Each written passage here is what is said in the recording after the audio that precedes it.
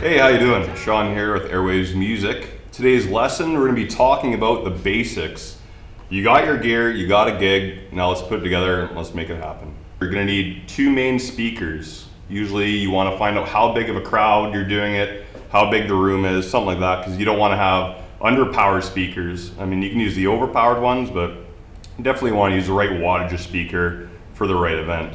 Also, you'll have a subwoofer depending on what you're going to be doing.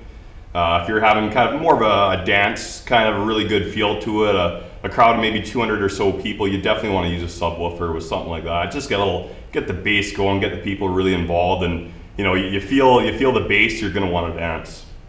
Next thing, depending on what you're going to use, me personally, I really like to use the Tractor S4. I've used the turntables in the past, even with the crate records. Back in the day, carrying that around, you can't take requests for that. CDJs, that's another good option to use.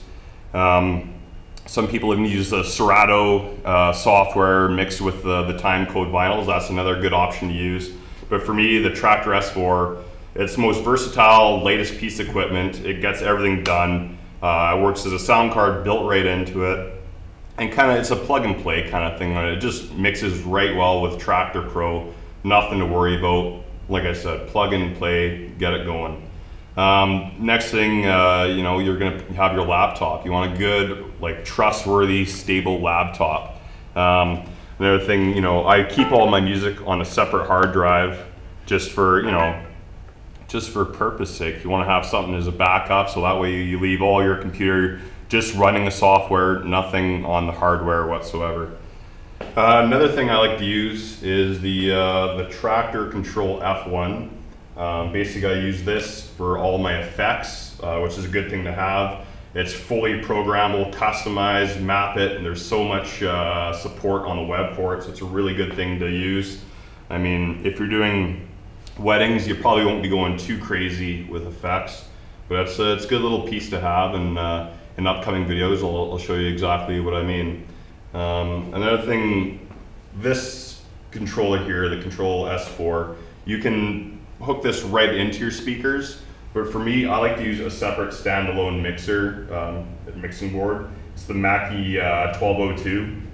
I like it because you can plug in, a million microphones into it. You can have, also as a backup, you can run an iPod through it. It's a good peace of mind to have. If something, God forbid, were to happen with your mixer, you got backup, and that's the main thing. You're an event, you need some sort of backup, because if things go sour, your computer goes, your hard drive goes, you want to be ready to go.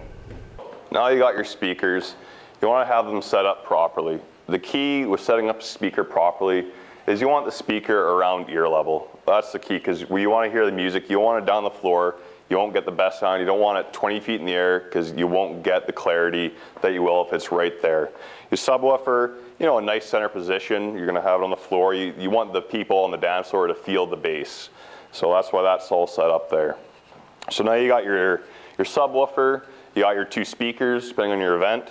Now what you want to do is you want to connect it all together. Let's get rolling kind of thing here. Okay.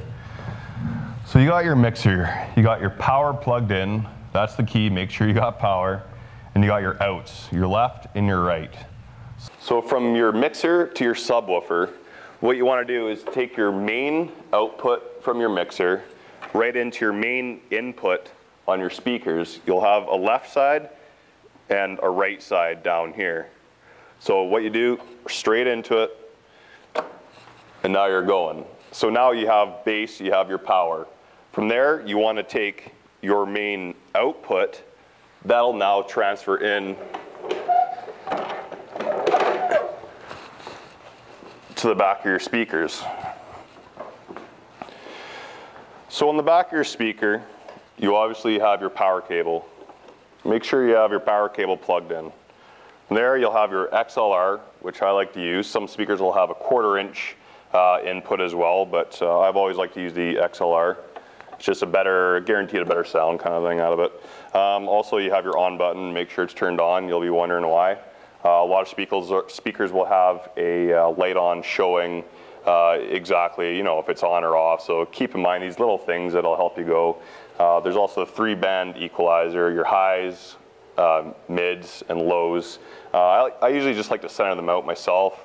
Usually your mixer will have all that dialed in. I like to do my EQ from there. I don't like doing speaker by speaker.